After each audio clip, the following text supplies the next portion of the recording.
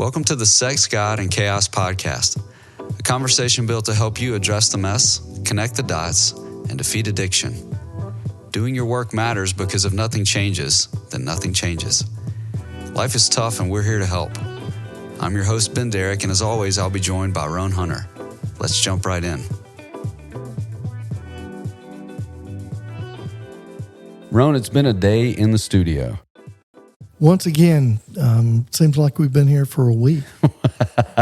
The content has been great. Technology has not been our friend today, but here we are. Gosh, it seems like, I don't know, I think the devil lives in IT equipment. We are very hesitant to give him equipment. credit for too many things, but today has definitely felt that way. He woke up, flew here from Las Vegas because that's where he lives, and unbelievable. The level of problems that we have usually matches the quality of the content. So this episode we're about to roll out for our listeners may be one of the best we've done so far, strictly because this guy has a way of talking about life problems that's very unique. Man, it is this. I had been looking forward to this because I knew it was going to be just an incredible episode, and it is. Harrison Scott Key, author. He is a native of Mississippi, and he's a professor at Savannah College of Art and Design in his real job, but he's written several books, working on another one. And the book that you certainly caught our attention is How to Stay Married, the Most Insane Love Story You'll Ever Hear. And it is the story of his marriage and his wife's affair. It's one of those books, I don't think I knew somebody just said, hey, you ought to listen to this, you'll like it. And Eva and I both got into the book. We were driving about 5 hours, and we got to our friends, got to their house, and we wanted to keep going because we were so engrossed in the book.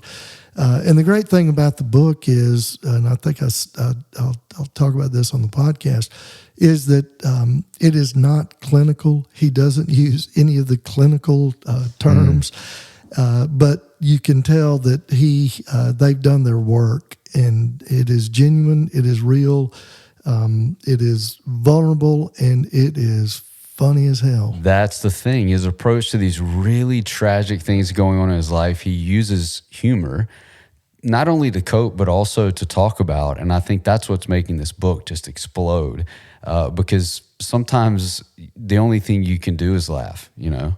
Well, I mentioned it, even, for Eva and I, one of the things that was, I think, attracted both of us to each other is the sense of humor. I think that's a beautiful thing in any coupleship. If you don't have that, by the way, you ought to go to, I don't know, comedy club or something. You need to kind of develop that part of your relationship. And it's, these things, in the face of this level of crisis, sometimes you just got to laugh at yourself, each other, and just the whole situation.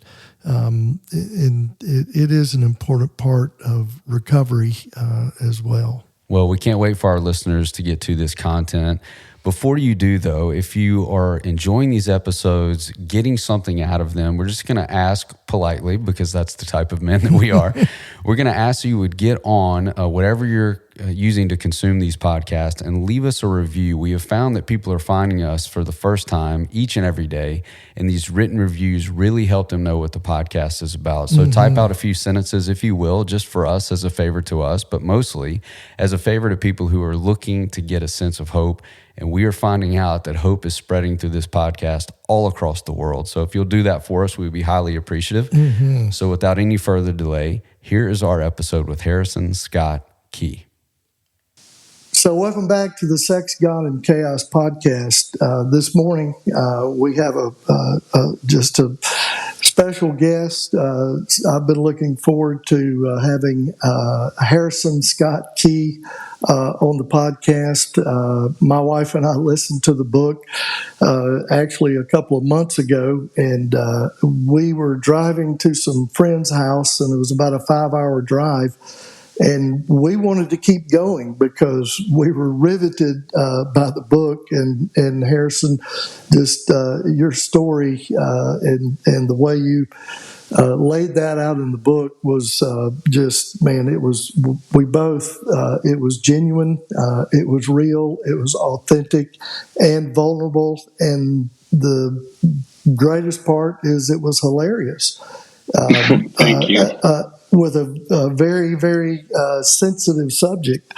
And my wife and I, in our counseling practice, we work with infidelity and betrayal just every day. And so when we listened to the book, I said, I got to get him on our podcast. And then certainly the Mississippi connection, that just made it a slam dunk. So, man, appreciate you joining us.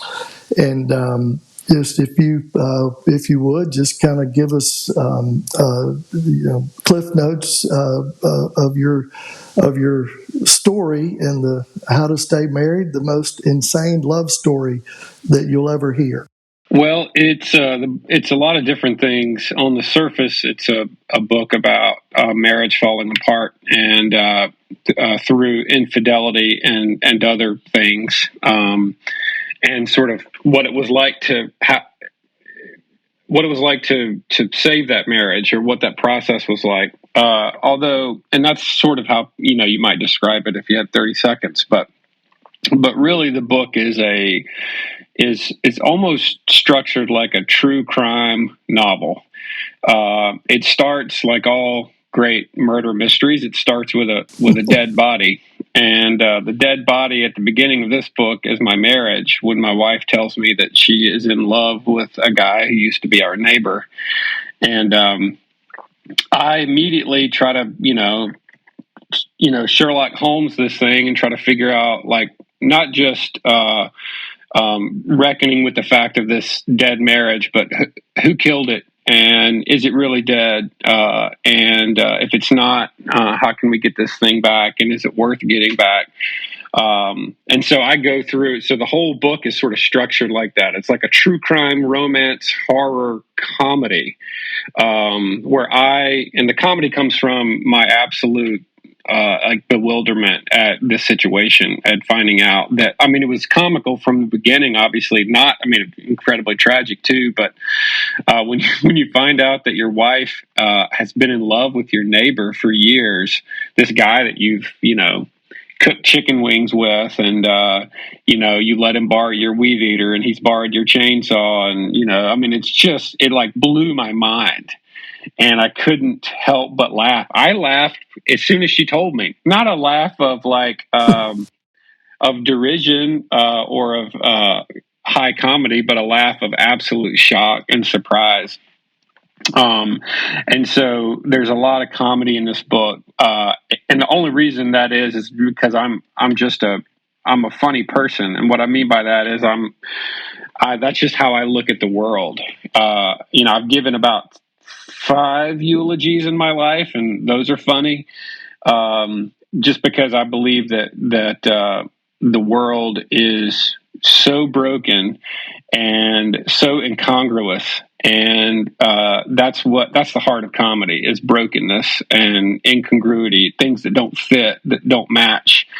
And so yeah, it's funny. It's really sad and tragic, and there's a lot of sadness in the book, a lot of my grief in the book, a lot of my wife's grief in the book. But ultimately, it's a story of hope. It's a story of community. My friends, our church, play a huge role in the story. My wrestling with God. It's a religious book. It's sort of all over the place, man. It's a book about marriage. It's a book about God. It's a book about family. It's a book about hope. It's all over the place. Yeah, I so certainly, man, just 100% agree. And one of the things that my wife and I went through our own tragedy in our marriage, and we divorced and remarried. But one of the things that we talk about is, the kind of the sense of humor, and in some ways, kind of being able to laugh at some of this stuff because you just can't make sense out of nonsense. And so that sense of humor was one of the things that just was attractive in the beginning, and then certainly even brought us back together in the midst of a lot of pain. And I think, in working with couples, and not that it's funny, but in some ways you just kind of have to laugh at this stuff, because otherwise you just want to crawl under a rock and die. Very true. So I just one of the excerpts that I just want to read this for our listeners, because the day of discovery, whatever it is, in this betrayal drama that happens, man, you just did a great job of kind of putting it your feelings on paper, and so just so our listeners can get a sense of what it was like on D-Day. When you hear the most shocking news of your life, what do? Do you weep, laugh, go for a drive, a run, a gun? What I did was stare across the room at a beach ball, a toy left on the floor, ever so slightly deflated, with a pinprick hole never to be repaired. Its days of play were over, so were ours. I stood and took the deflated beach ball in my hands. I think better on my feet with something to hold. Reality now felt as weird and useless as this ball, filled with expended breath, so easily destroyed. She did not look like my wife anymore. She spoke like an indifferent alien droid who did not necessarily wish to destroy life on Earth, but had been programmed to do so. I needed facts, which I extracted from Lauren with a pair of reductionist tongs during that first hateful night of this new tribulation. I wanted every plot point, every line of dialogue. It was time for revision. The story I'd been telling myself about my life was bogus. The wise and tender-hearted mother, the fiercely funny wife, all of it was an elaborate fairy tale. It's weird to stare at a woman you've been staring at for years and see something new, hidden there all along, waiting for you to see it. If you would only look, but the woman in front of me had few answers to give. I wanted to believe her, but I did not believe her. I wanted to know everything, and yet with all these facts in my hands, I knew nothing. If this ever happens to you, be prepared not to know things. You will never feel as ignorant as you do after you know. Questions only lead to more questions. The answers will never satisfy, though you need them desperately. You need answers like a beach ball needs air. In just working in this arena for many years, and when we listened to it on Audible, and just, boy, you captured that day of discovery, that moment of discovery, as well as anything I've ever heard. Even today, as you kind of hear that, think about that. Where are you with just what we would call betrayal trauma, and where does that take you? Well, first of all, thanks for reading that. It's so good. I'm always shocked by how good something that I've worked on turns out. And I know that sounds like bragging, and I guess it is. No, But man, I get it. but I'm like, oh, that's not bad. I'm actually working on a new book right now, and it's not going well at all, as writing almost always doesn't go well. And so I've forgotten that I can write a sentence. And so hearing you read that, I'm like, okay, whoever wrote that, he knew what he was doing, man. Yeah, That's good. he knows that guy. That guy knows how to write. I would love to be him again one day. Anyway, so yeah, thanks for reading that. You know, so one of the questions I get a lot is how I could, or why I would write something like this so soon after the events of the story. Now, what you read, that scene happened in 2017, so just over 6 years ago, which is plenty of time to process something. There are other scenes in the book that happened only 3 years ago, and the most recent scenes of the book, were about 2 or 3 years ago. And one reason for that, and I'm going to answer your question, but one reason for that is I really wanted to give the book the feel of a sort of in the present sort of battlefield report of this just happened. I mean, right now there's fighting in Israel and Palestine, and there's fighting all over the world, but there's fighting there. Everybody's talking about it. And there are reporters on the ground, and they are reporting live what's happening, and nobody's saying, why are you reporting about this right now? Why don't you wait 5 or 10 years so you have better perspective? Nobody says that to them, because you get a different reaction when it's right there happening in the moment. You can analyze and process later, but people do want to see what's happening. That was the exact same thought I had with this book. I'm like, I could wait 5 or 10 years to write this story, and it would be a different story, a slightly different story. It'd actually probably be funnier, because time plus tragedy equals comedy. But I wanted to write it very, very. I felt compelled to write it almost as it was happening, because I wanted to capture the experience of what it felt like to be me in that moment, because it was so awful. And so the act of writing is an act of communion with other people, other minds. And so in some way, the writing was a way to hold on to reality and to be like, I'm not alone in this. If I can tell this story to somebody else, that means I'm not alone, and I'm not dying, and I'm not going to lose my mind.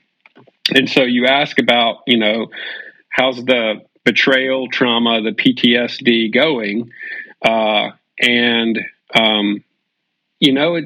It's going. I have, as I said in I think the last chapter of the book, you have good days and bad days. And you have days where, I had a day the other day where we were all home, our 3 girls. Lauren was home. I was home from work. I was cooking. She was doing the dishes. Our girls were doing their homework, and they were in the kitchen talking. And it was this just beautiful moment. And just beautiful. Not a complaint in the world. You feel like sort of eternity imposing itself into the present in a moment like that. And I remember thinking, this is it. This is why we stayed married, for this moment right here. This beautiful moment of a family just working together and making dinner and laughing and talking. And this is it. And those are the good days. And I told Lauren that day. I was like, this is it. I mean, I didn't want, it's hard. You don't want to constantly bring up the infidelity and the separation and all the trauma all the time. You can't do that. That can be very punishing to your partner. And, but I did say, I was like, this is it. I was like, this is such a great day. And nothing special is happening today, but everything special is happening today. That's a good day. A bad day is when the memory of what happened just rushes back like a tsunami that you're not expecting, and it comes on you in the strangest moments. And I'm sure this happens for Lauren in similar and different ways. But I'll have a thought like, what if she still loves this guy? Or I'll have a thought, and that's a present thought, or I'll have a thought of just remembering some time when she said she was running errands and she was with this other guy. And I'll feel so small for being so ignorant and stupid. Even now, I will still remember what it felt like then, and that feels like a very present feeling. And those are bad days. And the bad days, as you sort of get farther away or further away from the incidents from the dark season, those bad days should hopefully get fewer and fewer. And for me, for us, therapy, we don't go to therapy as much as we used to. We were there like once a week for a while, because you're in crisis mode, you're in the ICU. But even now, therapy just helps with sort of like when the bad thoughts come in, you can't ignore them, but you also can't water them and nourish them and let them grow and grow and grow. And so it's a very difficult line to walk, where you don't want to wallow in the past, but you also don't want to completely ignore it like it didn't happen. We talk a lot in American Christianity about forgiving and forgetting. And, for me, it's like, well, forgive, yes. Forget, I'm not sure. For me, it's more of to forgive and remember. And the remember is the people who went through that, the two people who precipitated my wife's affair, and who the Harrison who helped my wife have an affair by the way I was checked out so much, my very low emotional intelligence, which I think is just, I don't know, hereditary. Like that, those were different people. Now, they had the same social security numbers and names and fingerprints as my wife and I, but they were different people. And that's what I have to tell myself, is like, well, the woman who did that and the man who helped make it possible, those were different people. And I share a lot in common with that guy, but he's a different man, and I'm a different man now. And that helps on the bad days. Just remembering that they are fewer and farther between us than they used to be. Man, great, a great word, and I think it is. The idea of maybe it's forgiveness and acceptance that this happened, and just the reality of pain, and then being able to talk about it as needed in the future, because it's one of the things we see so often that couples go through this.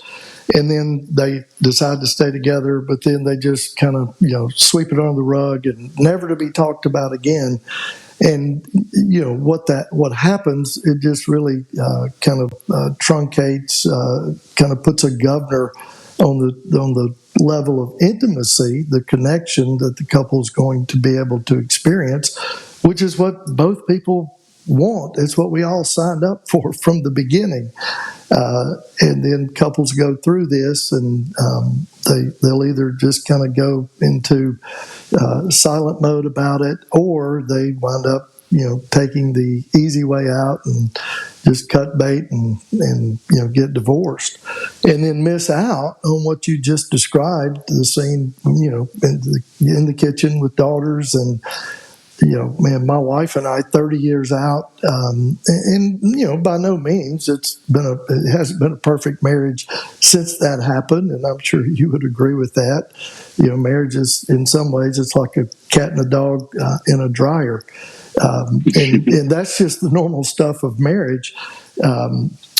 But we both would say that, man, after 30 years and now 2 grandbabies, and everything that we went through has been worth it, because of what we've learned about ourselves and about each other, and certainly about God. That whole piece is like, man, we wouldn't trade it, right? And I kind of hear you saying the same thing.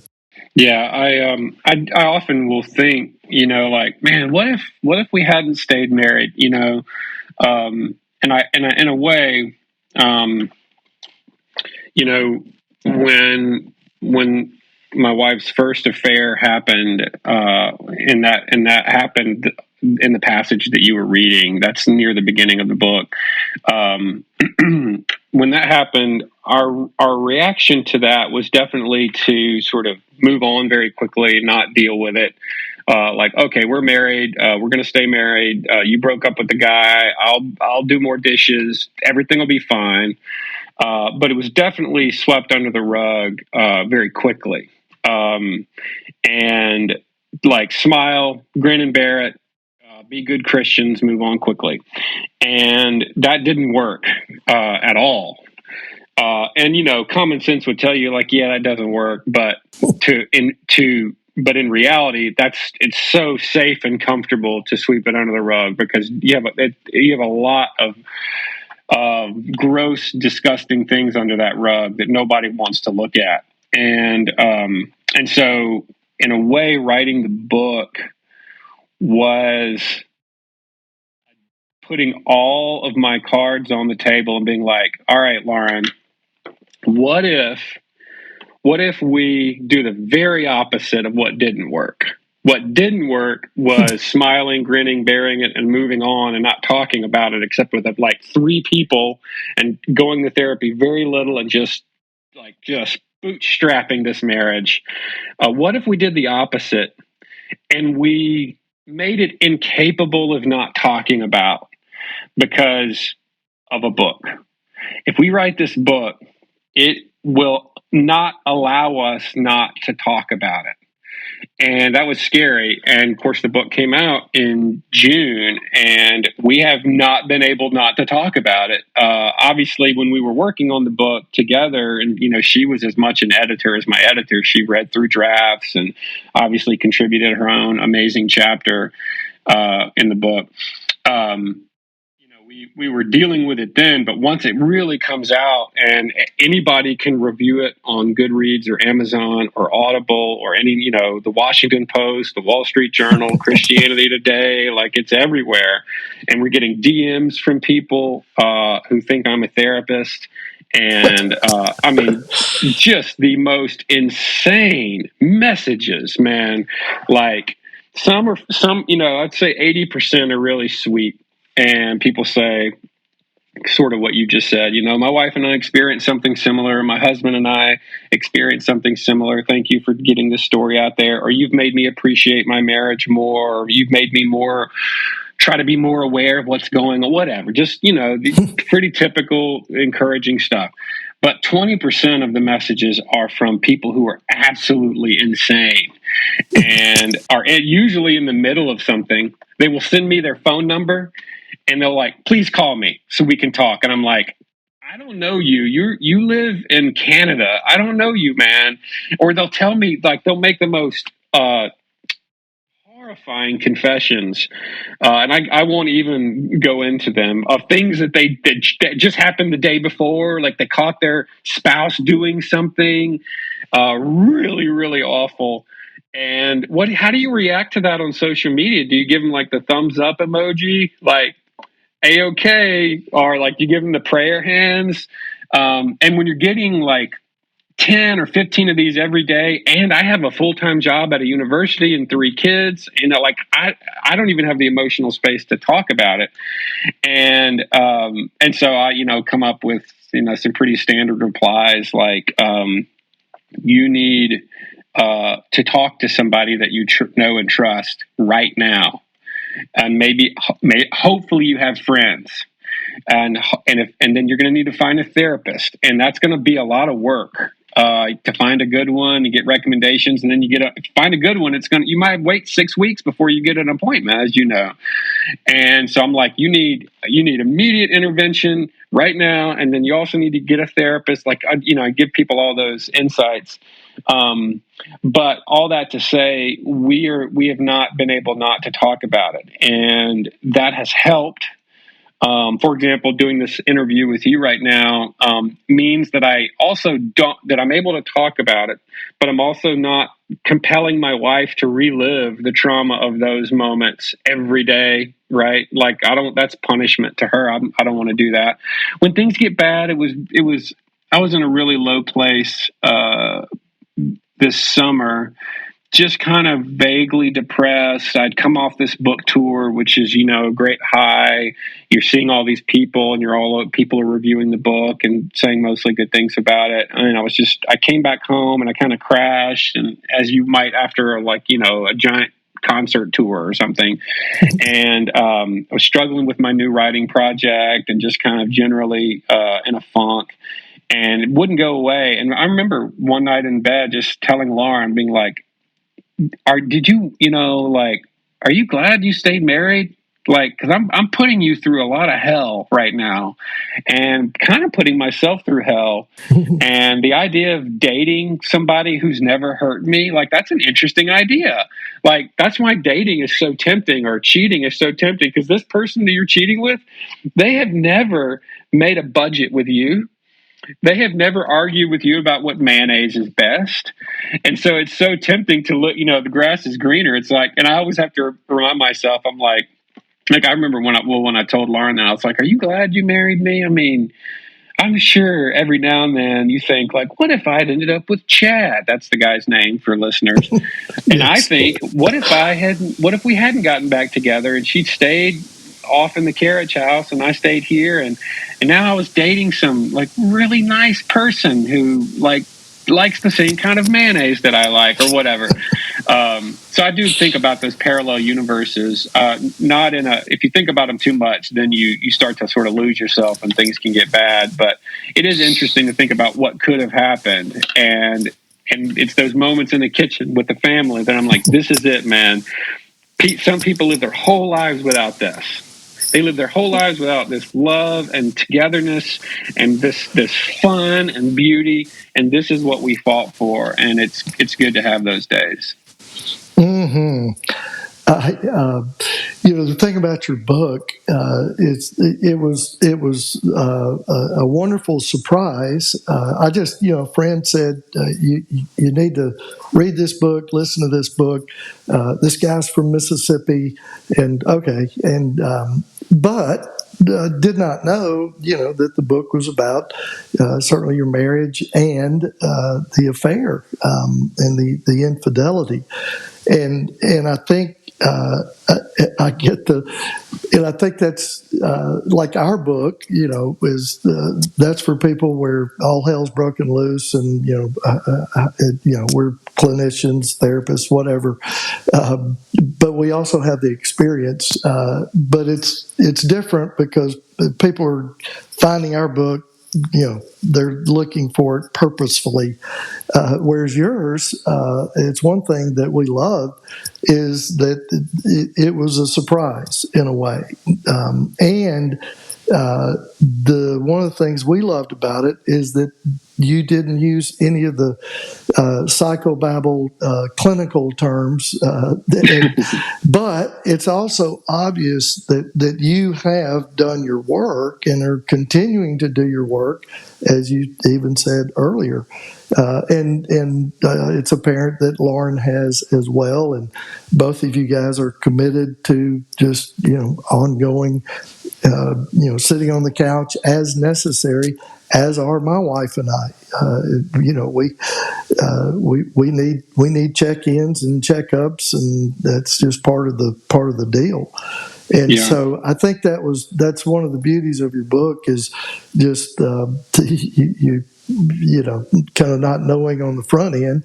Oh, it's a book about marriage, but man, it's so much more than that because of the reality and the truth, and then the fact that you guys are have done a lot of work, obviously patching this thing back together. Well, thank you. Yeah, it's I like what you said about the therapy being like a check-in. A lot of people are so afraid of therapy. Like they look at therapy like you would look at an ER. Like, why would you go to the ER if nothing's wrong, or if you're not sure? Going to, it's weird, but I try to help people see it that it's more like dentistry. Going to the dentist, people didn't go to the dentist for a long, long time in across human civilization. It's relatively recently. If you time traveled back to 1542 and you said, "Hey, everybody, really think you should go to the dentist," to them, like, nobody even knew what a dentist was, and if you went there, they were going to start pulling things out of your skull with pliers. Whereas now, you go to the dentist because teeth last a lot longer than they used to because people live a lot longer than they used to. Well, marriages last a lot longer than they used to because people live a lot longer. And so you go to the dentist because they need to clean your teeth about every 6 months. And if something goes wrong, you're already there, and they can check it out and be like, "We got to fix this thing here." And it's so great when you go to the dentist and they clean your teeth and they're like, "Hey, man, everything looks good." And you're like, "That is awesome." That's what going to therapy should be like. You go. Most people Amen. obviously first go when something really bad is going on, either personally or in their marriage with them and their spouse. But what it's good for us now is as a check-in of like, all right, like every 4 weeks, every 6 weeks, we'll go see him. Sometimes my wife at our last appointment, like when I was on tour, and he does also do Zoom appointments. But when I was on tour for the book, my wife went without me, and then she had a work meeting and she couldn't get out of it, so I went without her.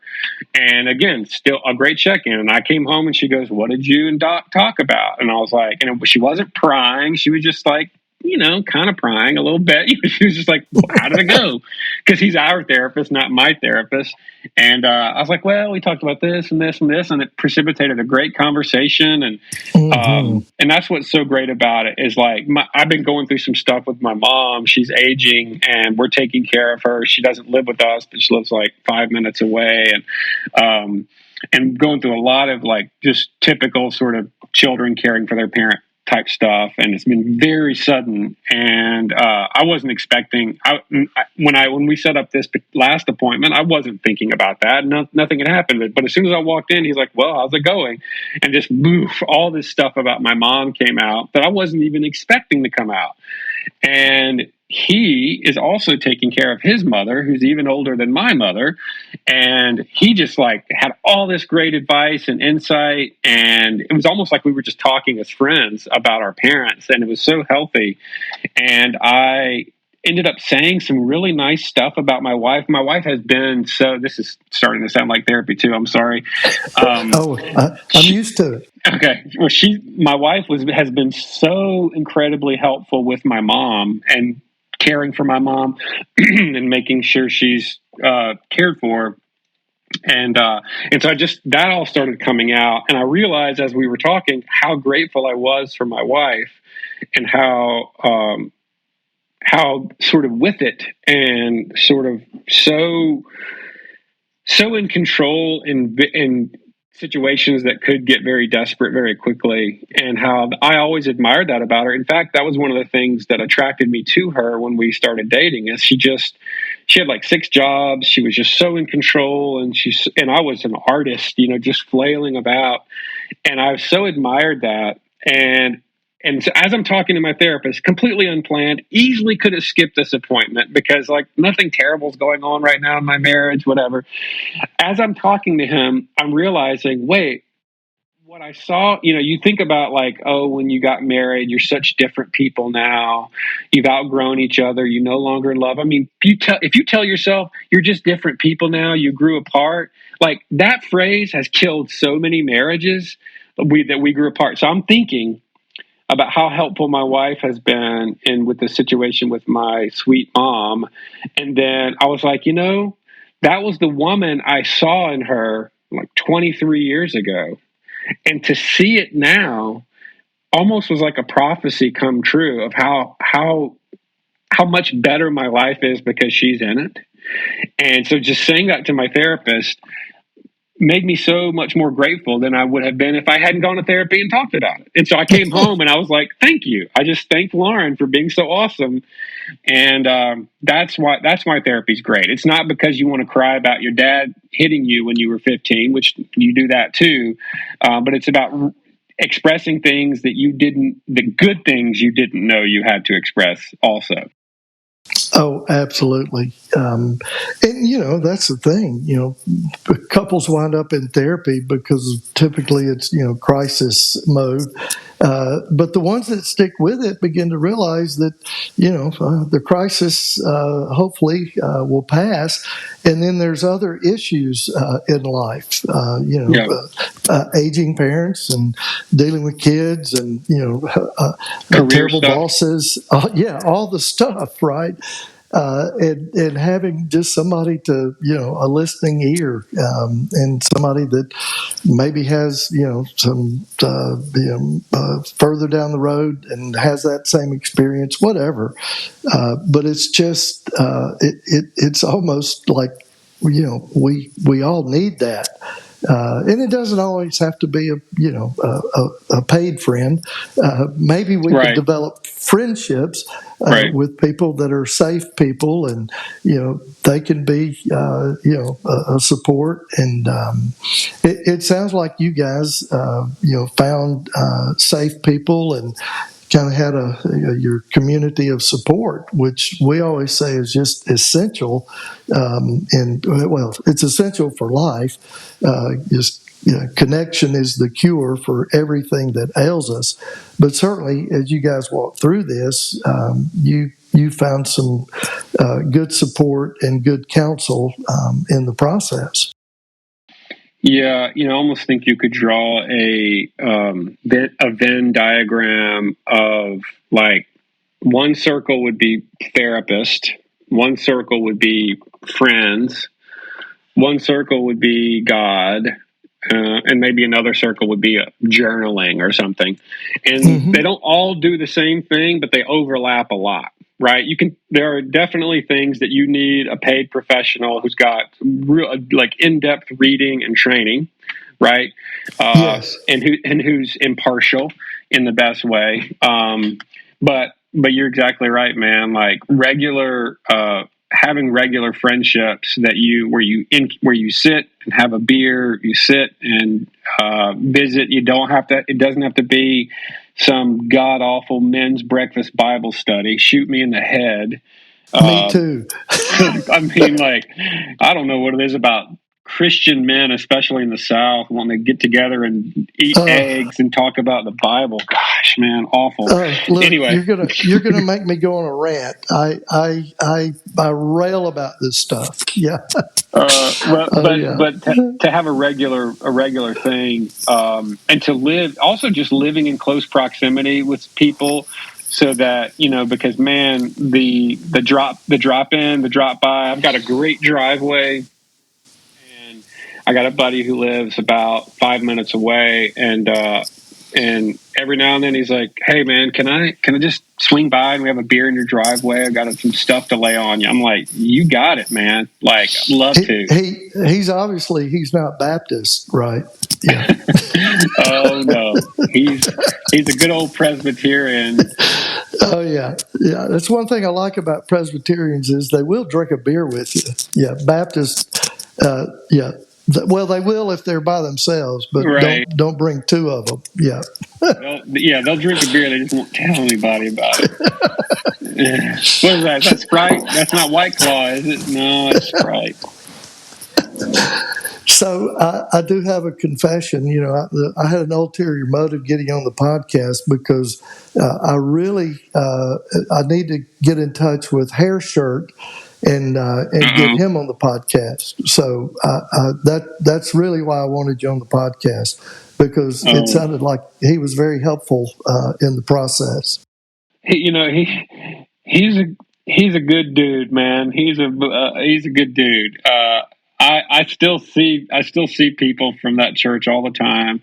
Savannah's a small town, and I ride my bike past that church almost every day, and still see friends from that church. And it's been interesting. I think a lot of people, for those who are listening, there's a lot in the book, a good few 3 or 4 chapters about my experience with a very large historic downtown church that was sort of conventionally conservative, and that a lot of people would recognize as being similar to their own churches. Good folks. I know Calvinists wouldn't appreciate me saying good people, but they were, good people, but very, definitely very sort of old-fashioned in the sense of privacy. You don't air dirty laundry. Everybody puts a smile on and has their pearls and seersucker, and there's, it's almost like, I don't know, I still have friends at that church, and still have a lot of respect for the Reverend Hair Shirt, as I called him in the book, but obviously not his real name. And I have moments where I think, was I too harsh? I mean, these are real people at a real church. I mean, our kids go to school with kids who go to that church, and I play volleyball with kids who go to that church, and definitely noticed there's definitely been a lot more cold shoulders since the book came out from some quarters, which I understand. I mean, if somebody wrote a book slamming my church, I'd probably bow up a little bit to them too. But I felt bad about it. I'm like, did I go too hard on these guys? And then as soon as I think that, I'll get a message from somebody that says, I used to go to that church and I think you let them off easy. I think you were very kind to them. One person who used to go to that church, who still lives here in town and goes to another, he said, I think you talked about what was best about that church in an actually flattering way in many ways. And I don't think they will know that or see that, but a lot of it was very flattering. The beauty, the kindness of people there, but it was not a church where you could say, my wife cheated on me, can you help us? It's sort of like vomiting at Disney World. Like, this is not where that happens, buddy. We're going to clean that up, and we're going to put you in the underground tunnel, and we will deal with you. And so it's not just that church. It's a whole world, not just of Christianity, but a whole world of pagan and Christian alike, who cannot abide bad things happening, can't talk about it, can't deal with it, because the world is too perfect in the way we've set it up here. Oh, yeah. And certainly you're obviously familiar with Mississippi, and, we're the buckle of the Bible Belt. And but, man, and again, maybe it's just more inherent in the South. But what you just described is, we hear it every day. And, we did a podcast episode. We called it Helper Trauma. You typically a pastor, somebody in that capacity, priest, is on the front lines, and the couple or individual goes to talk to Hair Shirt, and what they get is it's more harmful than helpful. And man, we just hear those stories all the time, and it's unfortunate. And I want to say it's changing. I want to say that. But, I think it is. I feel good about the future, just because, especially as therapy becomes more of a thing and more accepted in every quarter. But we experience that same kind of unhelpful counsel, unhelpful reaction, even in a Christian therapist. Oh yeah, no, that's what we talked about in the episode. It comes in different forms. It could be a well-meaning, well-intentioned, and I believe they're all well-intentioned. All well-intentioned. Yeah, and we've seen it. People have come to us that have seen other counselors, other therapists, and it comes in a lot of different flavors. That's for sure. Well, what helped, or to give an example for your listeners, we went to a counselor after the first affair, we went to the same guy right after the first affair and right after the second, and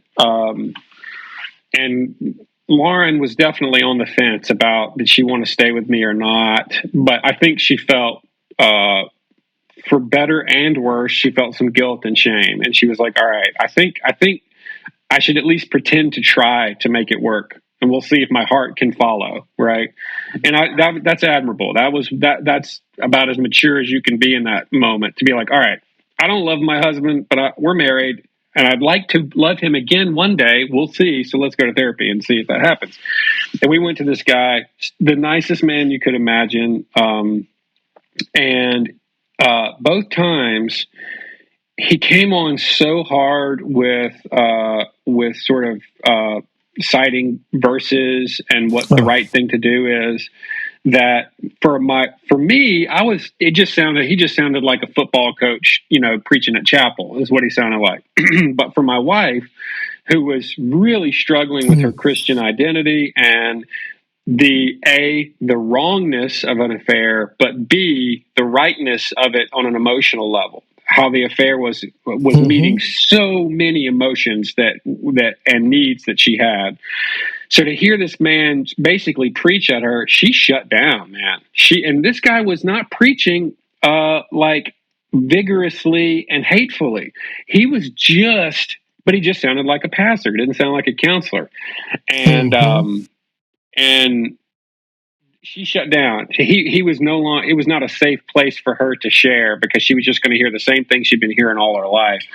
And so we intentionally chose a Jewish therapist who, according to my research and talking to people who had gone to him, would not be citing any Old Testament or New Testament passages. And I was like, and I had majored in psychology, so I was like, look. I was like, we got to go to somebody who has written some dissertations on Freud or Carl Rogers. Like, we need to go. I want to go deep. Like, we got to get past this seminary training, man. I want somebody who has wrestled with the demons of modernity. And he's been awesome. He is so awesome. And in fact, I know of at least 2 pastors who are going to him now, which I think is amazing. I basically filled his schedule for the next 3 years, man. I'm sending everybody to this guy. That's awesome. Oh yeah. Well, the thing about just sexual brokenness, sexual betrayal. It really cuts to the core of who we are, and the most sacred part of who we are, our sexuality, because God, our Creator, placed within each of us his most creative aspect of who he is, the ability to create life. And boy, that's why it just cuts to the marrow of our soul. And then in the process, and just working through this, we're really digging down into every aspect of our life and our belief system, and even formationally, kind of the foundations of what we believe. And it's not just throwing Bible darts at somebody is probably not going to be helpful. Right. But it is not uncommon, unfortunately. And that was the other thing we just loved about the book, was just the God piece, and just you're working through just your relationship and with him. Yeah. I definitely had to come to terms with a lot of things. And if any, this sounds, I don't know, this may sound weird, but my being a writer really helped me sort of walk through this part of my life, this season of my life, because as a writer, and I don't mean like, oh, I'm a writer, so I'm really awesome at trauma. I don't mean that. I mean 2 things. First of all, when all this happened, I immediately realized that I needed to think of my wife not as this sort of like 2D cardboard person who said she would, love me forever, and so she's always there. But I really needed to look at her like I would look at a 3-dimensional character in a story. That will sound so distancing and semi-autistic and weird to some listeners, I know. But for me, I was like, because when a character does something zany, any writer will tell you, well, there's got to be a reason. Why did they do it? And so that was the first thing that I really, and that comes out in the book. I'm really trying to figure out who my wife is as a 3-dimensional person and why she would do this, and what did I not see about who she was and what contributed to this. And then the other piece of that is that when really, there's always a wilderness moment in every great story where the hero is fighting a battle on this front, and when it doesn't go quite right, he's got to go the other way. and he's got to go through some really tough places before he can get back and keep fighting that battle. And I remember thinking, like, well, what's my wilderness going to be? I didn't know. And in a way, it was spiritual. It's like, all right, like, I'm not going to fight with my wife. I think I'm going to fight with God for a little bit. All right, homie, what you got? And so a lot of the book is sort of me wrestling with how I think about him and how I read the Bible. Do I believe all these things I've been taught my whole life about forgiveness and justice and mercy? And so, yeah, I ended up fighting a lot more battles with people besides my wife. Battles with myself, battles with who I see in the mirror, battles with God, and in a way, battles with my dog, as you'll read if you read the book. Battles, in some ways, battles with my children, or at least with school lunches and laundry and all those things. There were a lot of things that there's a lot of the book where my wife and I aren't even in the same room. We're not interacting together, either because she had moved out or because I was sleeping in a different room of the house. So as much as this book is about our marriage, I'd say more than half of it takes place when we are in different rooms. Oh yeah, and it's just again just incredible journey, and it's so hopeful and encouraging, and I certainly think our listeners and kind of our niche people that we work with, and those that are looking for some hope in the midst of chaos and crisis. Man, your book and your story together with Lauren it's powerful, and Thank you. man, I certainly so glad that you were able to join us and be a guest, and just man, have a conversation, because that's kind of what it felt like. It was awesome. And I don't know if you ever get back to Mississippi, but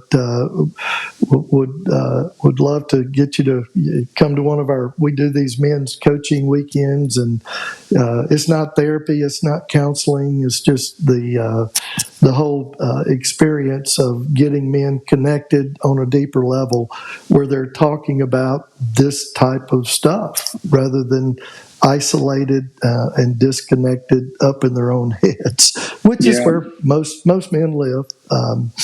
And you're that artistic bent. One of the things we talk about is the imagination question, and that question is always, what if?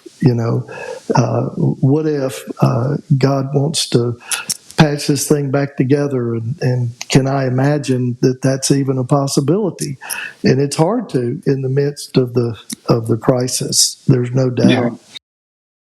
Oh yeah. Yeah. I think for me, I mean, yeah, when something like this happens, when a marriage basically explodes, whether it's because of an affair or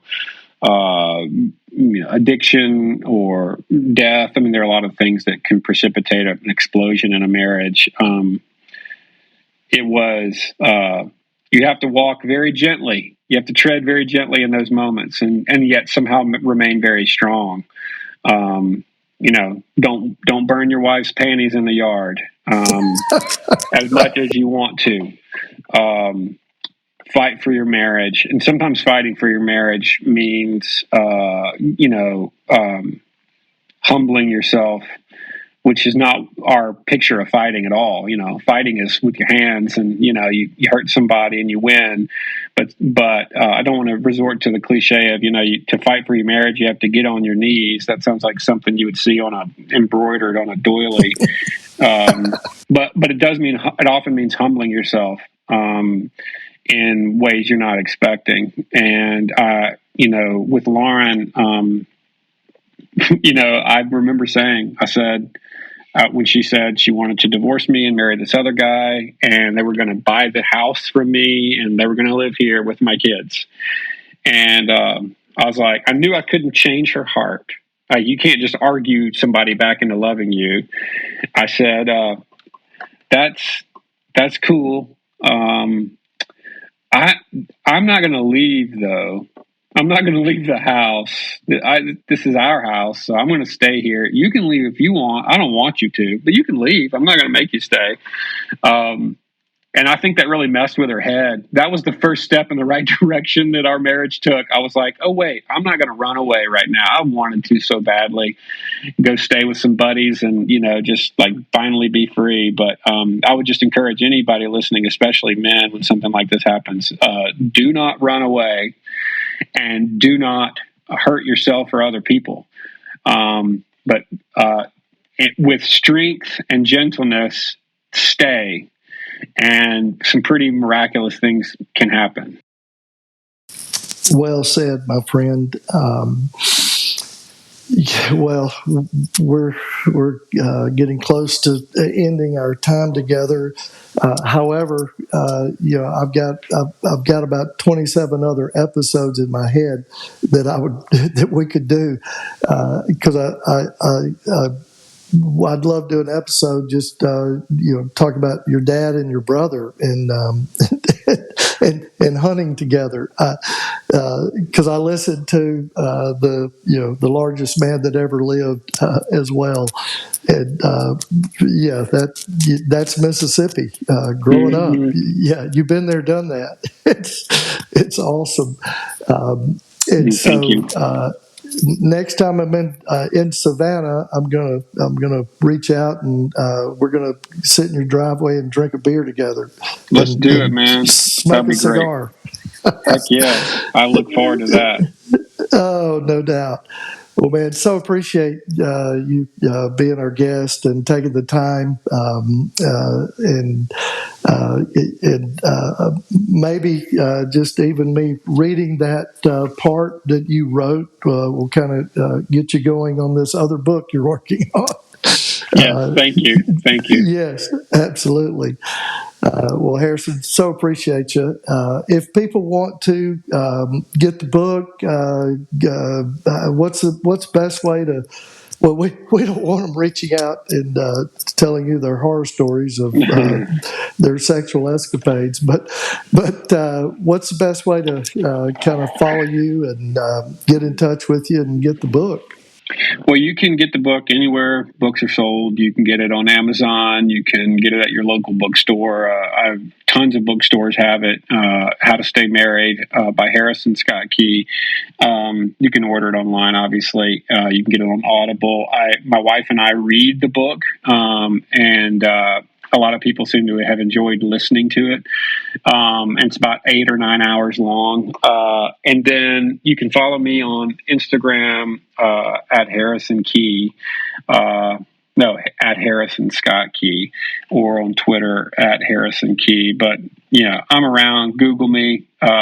You'll either get Francis Scott Key or you'll get me. And one of us is alive and one is not. Well, we're glad you are, and certainly thankful. And I would also highly recommend listening to the book on Audible, because your narration and delivery just adds a whole nother element to the book for sure. So, man, again, thank you so much. Appreciate you joining us, and we'll connect along the way. Thank you. All right, Ron. I really appreciate it. Y'all take it easy. To learn more about what you've heard today and to engage with the Sex, God, and Chaos team, visit sexgodchaos.com.